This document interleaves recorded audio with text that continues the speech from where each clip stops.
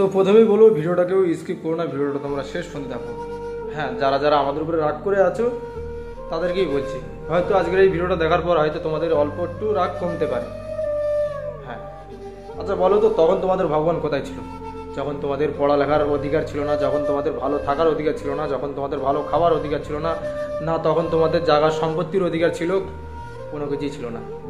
যখন বাবা সাহেবের মতন কিছু মহান মানুষ এসে তোমাদের জন্য সব কিছু করলো, এখন তোমরা ভালোভাবে থাকতে পারছো, এখন তোমরা ভালোভাবে খেতে পারছো, এখন তোমরা যেখানে ইচ্ছা সেখানে ঘুরতে পারছো, এখন তোমরা যেটা করার সেটা করতে পারছো, ভালোভাবে স্কুলে পড়তে পারছো। বলো, এখন সেই সব মহাপুরুষদেরকে আমরা ভুলে গিয়ে এখন সেই কাল্পনিক দেবদেবীরাই হচ্ছে আমাদের ভগবান। ভাবো তো, যারা আমাদেরকে সব কিছুর অধিকার দিল তাদেরকেই আমরা ভুলে গেছি আজ।